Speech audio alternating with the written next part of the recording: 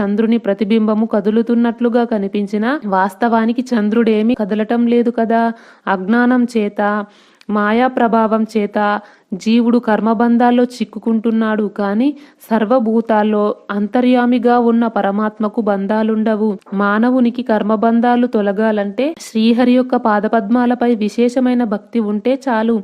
ఇంద్రియాలు, మనస్సు ఆ భగవంతునికి ఆధీనం చేసి ఏకాగ్ర చిత్తంతో సంకీర్తనం చేస్తే చాలు. ఒకనాడు సనక సనందాదులైన ఋషులు చేసిన ప్రార్థనలకు ప్రసన్నుడై భగవంతుడు సమస్త వేదసారమై ఉన్న ఈ భాగవతాన్ని సనత్కుమారునికి ఉపదేశించాడు. అతడు సాంఖ్యాయనునకు బోధించాడు. సాంఖ్యాయనుడు పరాశరునకు ఉపదేశించాడు. పరాశరుడు బృహస్పతికి, బృహస్పతి నాకు వివరించాడు. నేను చెప్పబోవు ఈ పురుషోత్తముని చరిత్రలను వీణుల విందుగా విని తరించెదవుగాక. ఈ కల్పానికి పూర్వము ప్రళయము సంభవించినప్పుడు బ్రహ్మతో సహా సమస్త సృష్టి